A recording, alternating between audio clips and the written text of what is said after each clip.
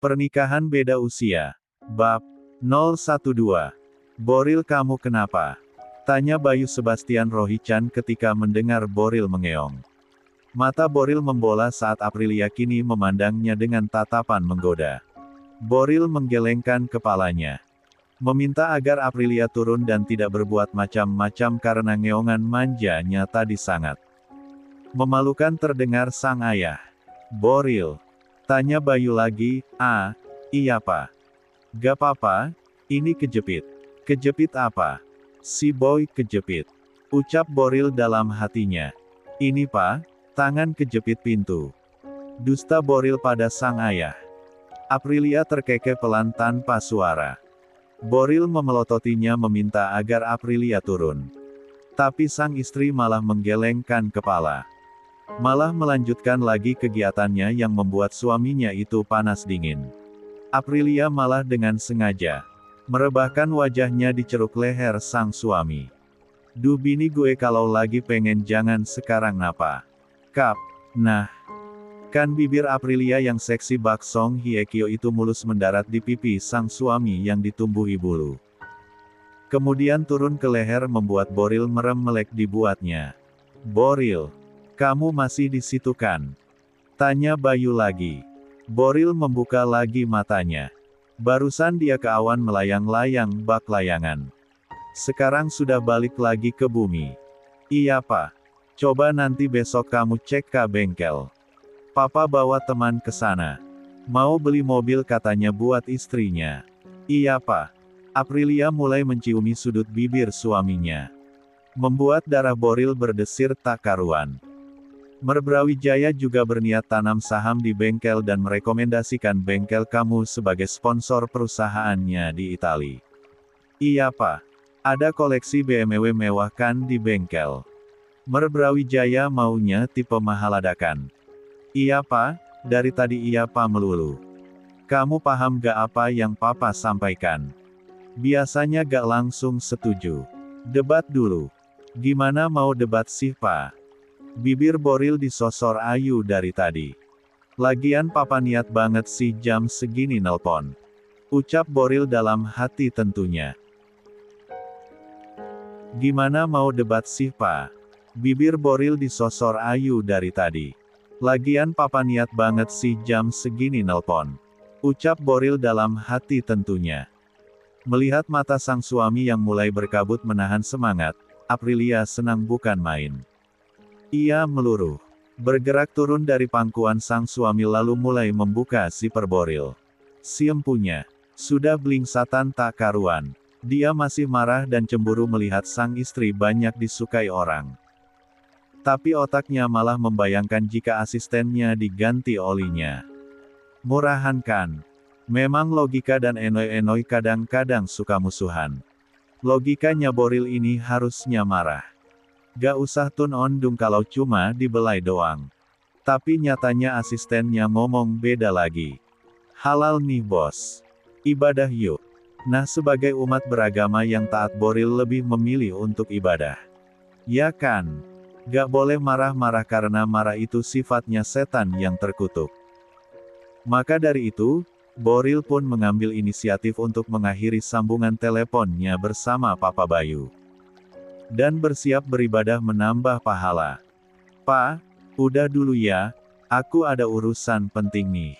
Nanti aku telepon balik. Gutenah. Gute Siaiftriume, selamat malam, semoga mimpi indah. Buru-buru Boril mematikan ponselnya. Dan memutuskan tapi bukan untuk melanjutkan adegan Bala Hatun melayani Raja Osman. Melainkan Boril malah diam sebentar lalu bangkit untuk bangun dari ranjang. Membuat Aprilia melongo tak percaya. Suaminya jual mahal sekarang. Boril berjalan menuju lemari pakaiannya lalu mencari kaos dan celana pendek yang disiapkan Aprilia untuk tidur. Boril membuka kemejanya. Memperlihatkan punggung kokoh dan kekar itu tersaji menggiurkan di mata. Entahlah karena hormon kehamilan atau sudah mulai tertular sifat mesum suaminya ini. Aprilia hampir saja meneteskan air liurnya saking terpesonanya pada sang suami. Andai Boril tahu seberapa mesumnya otak Aprilia sudah terkontaminasi virus Boril. Tak pernah Aprilia bayangkan jika dia ternyata mulai menyukai ayah Stella ini. Dan merasa gelisah jika Boril jauh darinya. Boril sengaja memunggungi Aprilia. Saat akan memakai kaos, ia rasakan sepasang tangan mungil melingkari perutnya. Meski tak sampai, Aprilia menyenderkan pipinya pada punggung Boril.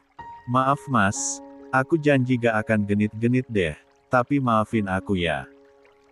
Tahan dengan godaan Aprilia, Boril menghempas tangan si cantik itu lalu menarik istrinya itu hingga menghadapnya, pandangan mereka pun beradu. "Mas cemburu ya? Mas gak suka kamu bersikap berlebihan sama pelanggan." "Ih, cuman gitu. Kan aku cuman nolongin Mas Agung yang mas."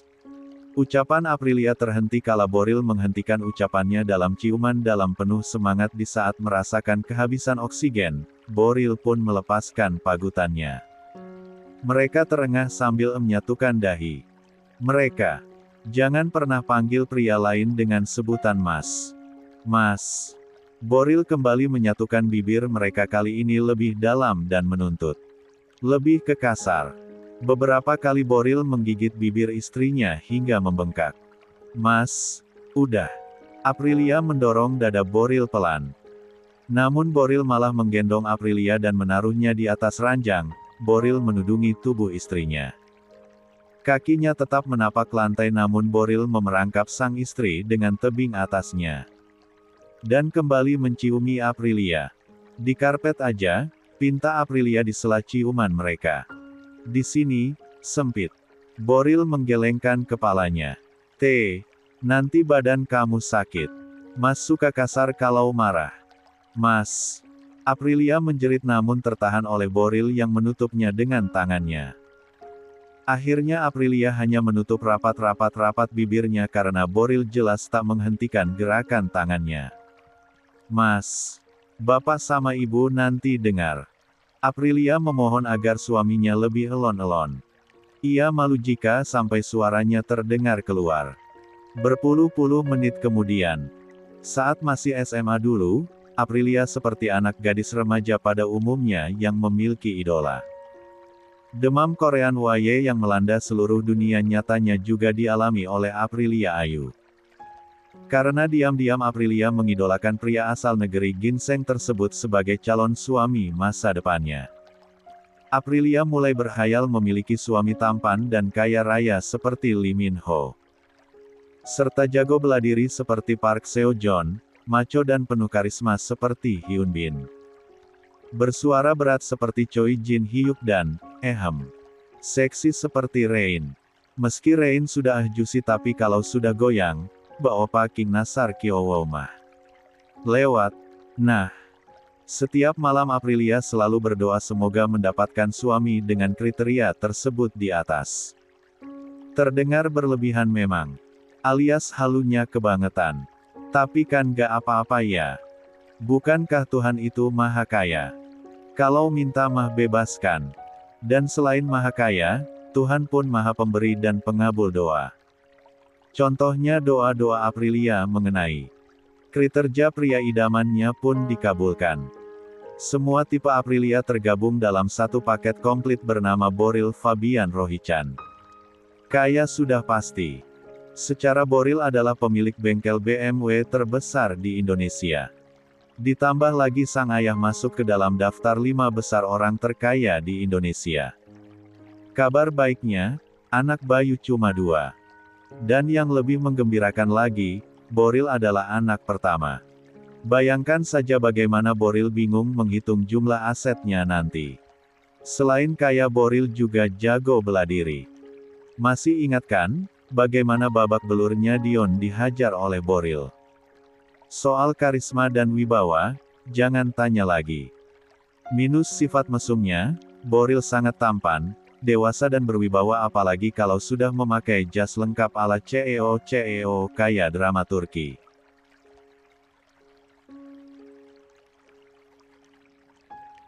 Suaranya pun berat dan seksi apalagi saat mengeong di atasnya. Dan, soal goyangan. Duh, Aprilia malu menyebutkannya. Badan Aprilia sudah seperti telur dadar yang dibolak-balik di atas wajan. Pegel bukan main. Seharusnya jika melihat dari usianya yang menginjak 40 tahun, Boril sudah mulai berkurang performanya di atas kebun, dan pasti akan kewalahan mengimbangi Butani yang masih muda, segar dan hakuat. Tapi, nyatanya Aprilia lah yang mengibarkan bendera putih tanda menyerah. Terengah berebut oksigen kedua orang yang baru 2 hari menyandang status suami istri itu tepar di atas karpet rasfur di kamar Aprilia. "Mas minum obat panen ya?" Boril melotot mendengar istrinya bertanya hal yang merendahkan harga dirinya yang setinggi pohon palem botol itu. "Ngehina kamu. Mas gak butuh kayak begituan ya. Lagian gak ada capeknya. Pinggang mas gak pegel. Aku takut mas encok loh. Aku aja lemes. Kalau karena gak takut dede bayinya kaget mas tengokin terus, sekarang juga mas masih kuat loh. Kan kalau tadi kamu yang mulai. Sekarang mas deh." Aprilia memicingkan matanya. Demi Tuhan, mereka baru saja habis panen mangga dengan durasi waktu 1 pertandingan sepak bola. Dan suami mesumnya ini sudah mau lagi. "Mas tukang panen." Boril tertawa mendengarnya. Jenis tawa yang mulai terdengar nyaman di telinganya.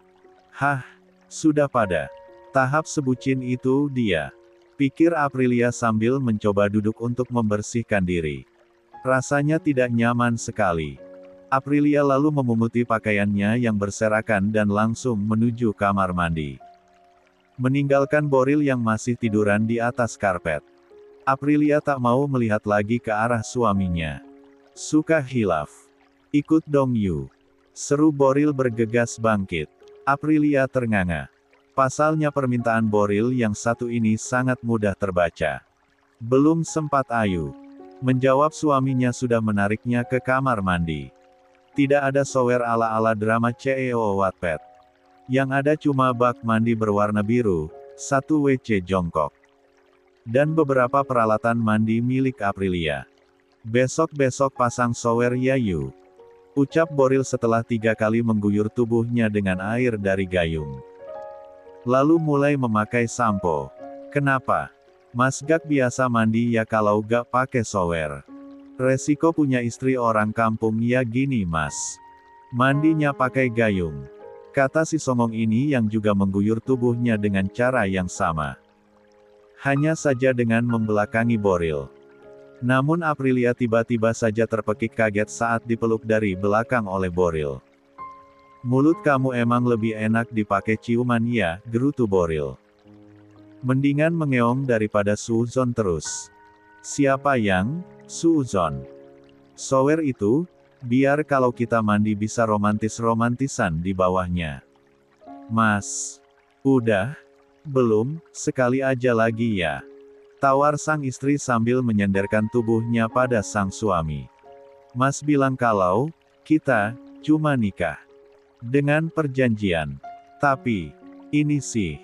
Aprilia memejamkan mata tak kuat melanjutkan kata-katanya.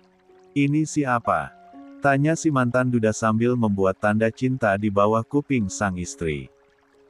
Persis remaja norak yang baru pertama punya pacar tapi udah dibolehin pegang sana pegang sini. "Ini sih berlebihan buat orang yang nikah terpaksa," ucap Aprilia sambil terbata. Namun tetap saja ucapanik itu tak digubris Boril. Bengkel mobil BMW. BMW NAZCAM 12. Karya Giorgetto Giugiaro. Adalah type yang paling mahal untuk saat ini. Dibekali mesin V12 dengan kapasitas 5,7 liter yang mampu bertenaga hingga 379 tenaga kuda dan mempunyai kecepatan 326 km per jam. Bak seorang Sales Boril menjelaskan sebuah type mobil BMW terbaru miliknya pada Aslan Abizar Brawijaya yang hari ini sudah membuat janji temu dengannya.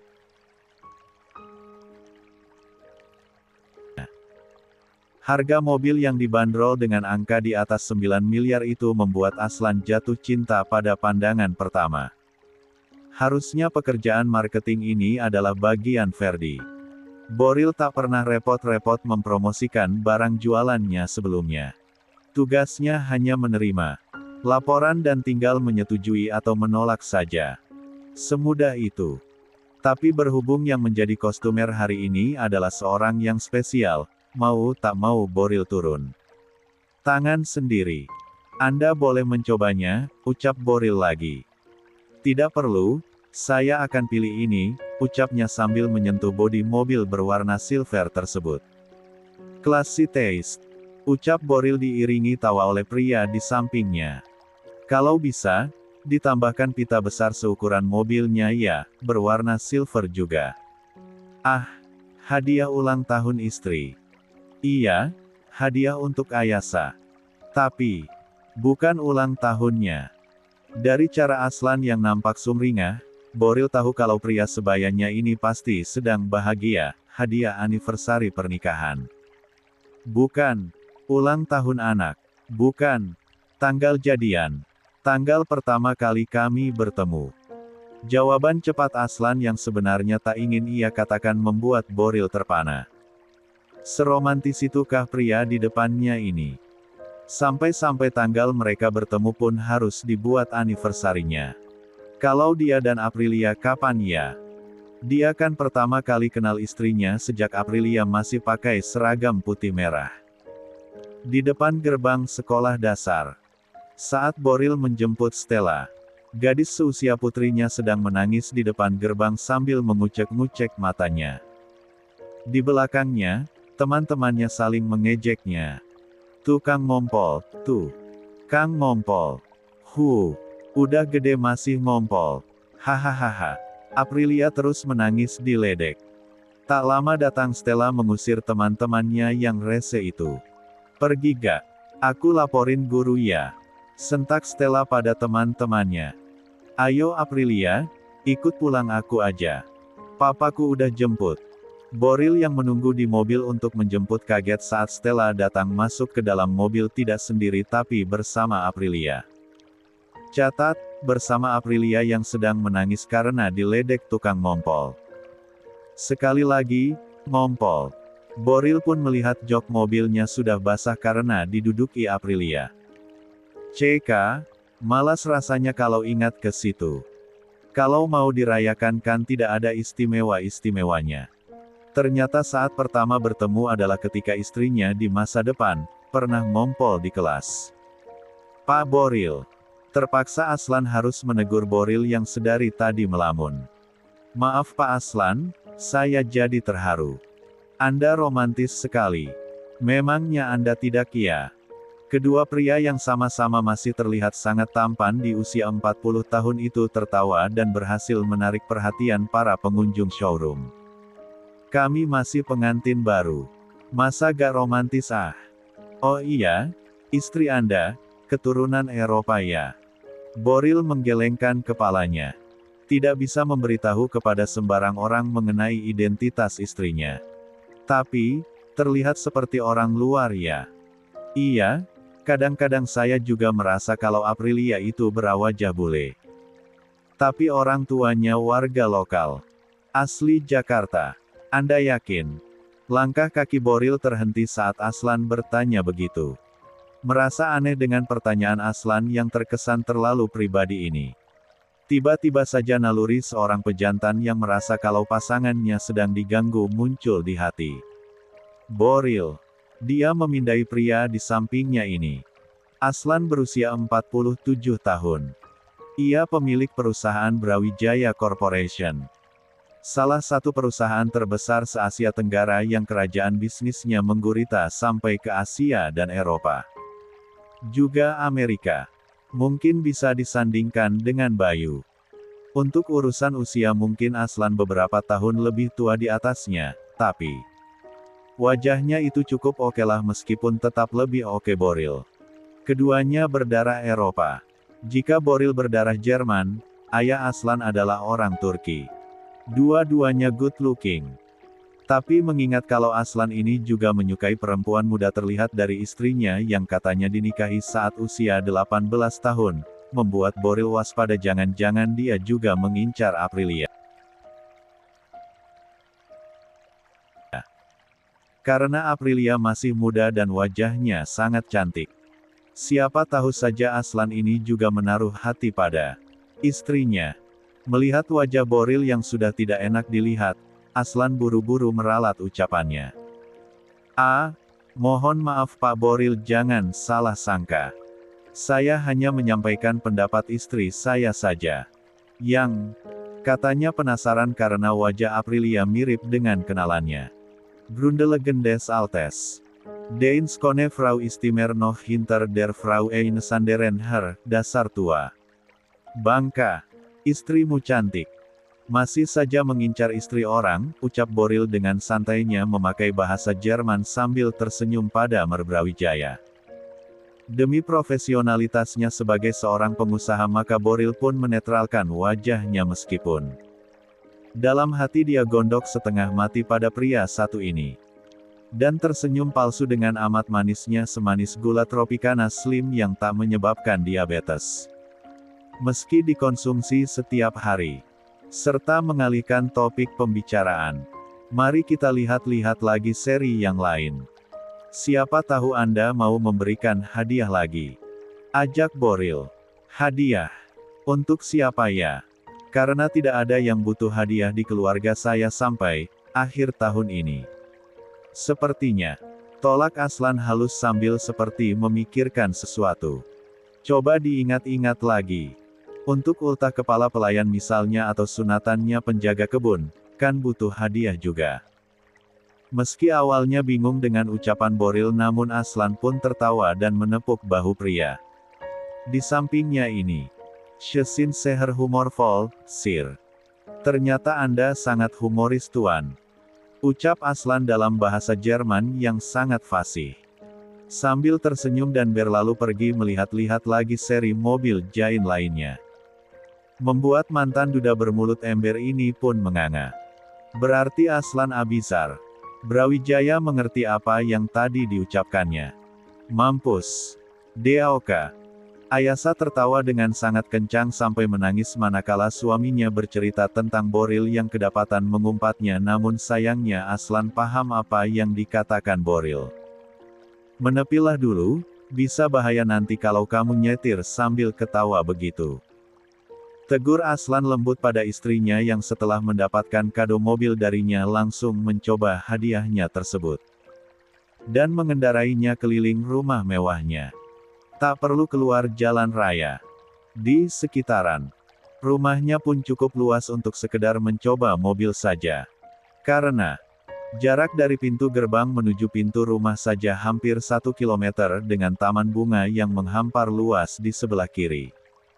Dan air mancur di tengah padang rumput di sebelah kanan jalan. Ayasa mengangguk lalu menepikan mobilnya. Kini mereka turun dan duduk di taman yang bersebelahan dengan air mancur. Yang bikin Mas penasaran, kok bisa ya Pak Boril nikah sama perempuan yang umurnya jauh lebih muda dari dia? Bahkan Mas dengar, kalau istrinya itu teman putrinya. Ayasa melongo mendengar ucapan suaminya barusan. Kaca mana kaca? Tanya Ayasa pada suaminya sambil mengejek. Mereka beda 20 tahun. Kita, Mas nih kalau ngomongin orang tuh jagonya deh. Aslan tertawa. Ia dan istrinya terpaut 22 tahun. Jika Aprilia adalah sahabat dekat putri Boril, maka Ayasa Dulunik adalah kekasih putra Aslan sendiri. Sungguh ironi bukan? Mungkin jika dibuat sinetron drama ikan terbang judulnya adalah, Suamiku, Ayah Pacarku. Setidaknya itulah yang sering menjadi bahan ejekan Jonathan, asisten pribadi Aslan jika sedang kesal pada bosnya itu.